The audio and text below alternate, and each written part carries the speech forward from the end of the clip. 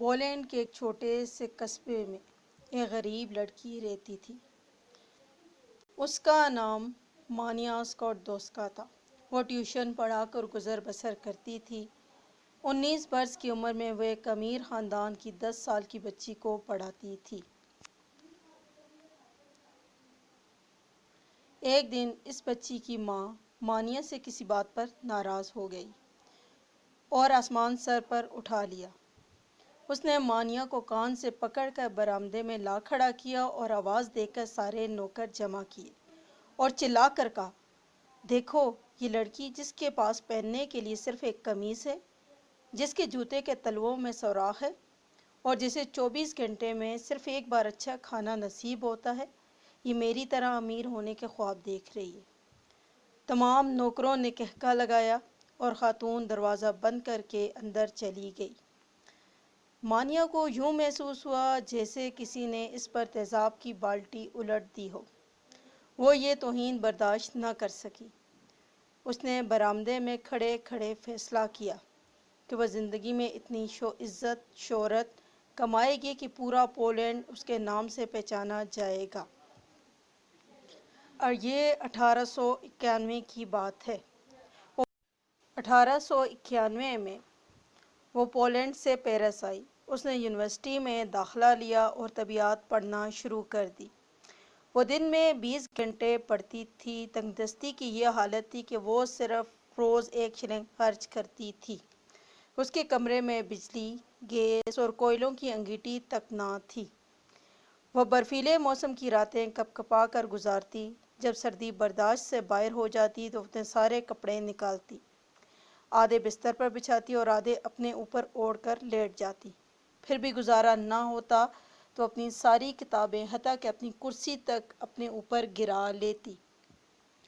پورے 5 برس اس نے ڈبل روٹی کے سوکھے ٹکڑوں اور مکھن کے سوا کچھ نہ کھایا۔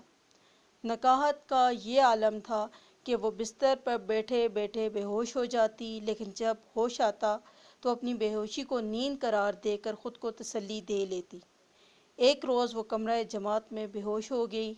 ڈاکٹر نے اس کا معائنہ کرنے کے بعد کہا کہ آپ کو دوا کے بجائے دودھ کے ایک گلاس کی ضرورت ہے۔ مانیا نے یونیورسٹی میں پائری نام کے ایک سائنسدان سے شادی کر لی۔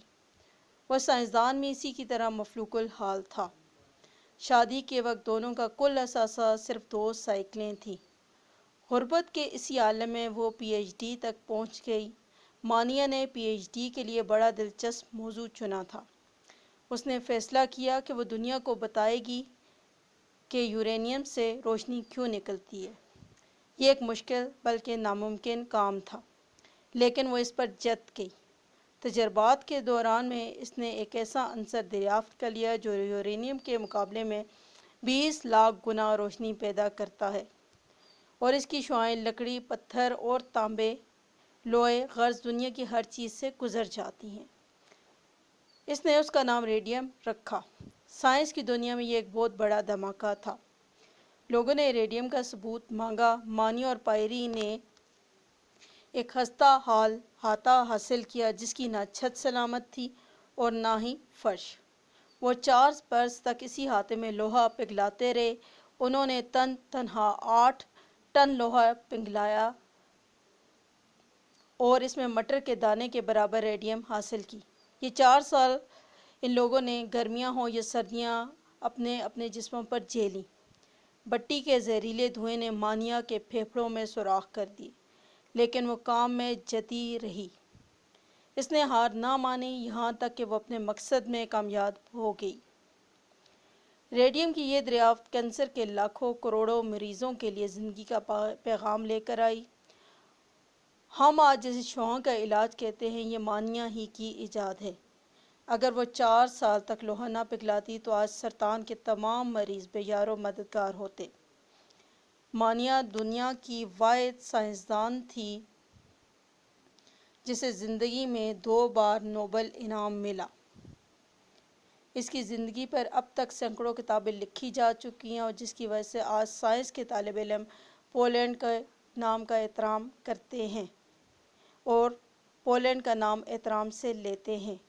پولینڈ کی اس مفلوک الحال بے بس اور بے کس لڑکی کا نام مادام کیوری تھا اور دنیا اسے مادام کیوری کے نام سے جانتی ہے۔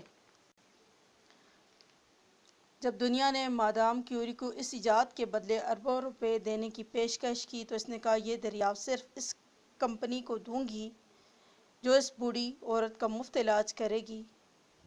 جی ہاں، وہ امیر عورت جس نے کبھی کیوری کو اس کے کان سے پکڑ کر گھر سے باہر نکال دیا تھا، وہ اس وقت سرطان کے مرض میں مبتلا ہو چکی تھی اور بسترِ مرگ پر پڑی زندگی کی آخری سانسیں لے رہی تھی۔ میں جتنے بھی لوگ کامیاب اور کامران نظر آتے ہیں وہ ہمیشہ ایسے ہی نہیں ہوتے، انہوں نے بہت محنت اور تگدو کر کے یہ مقام حاصل کیا ہوتا ہے۔ انہی میں ایک مادام کیوری بھی ہیں۔ اگرچہ مادام کیوری اب موجود نہیں مگر ان کی خدمات نے انہیں ہمیشہ کے لیے تاریخ کے صفحات پر امر کر دیا۔ صدیاں بیت جائیں، زمانے گزر جائیں، مگر ان کا نام ہمیشہ سنہرے حروف میں موجود رہے گا۔ یہی وہ لوگ جنہیں زندگی نے جو مقصد دیا وہ اسے حاصل کر کے گئے اور ہمیشہ ہمیشہ کے لیے سنہرے حروف میں لپٹی داستانیں چھوڑ گئے۔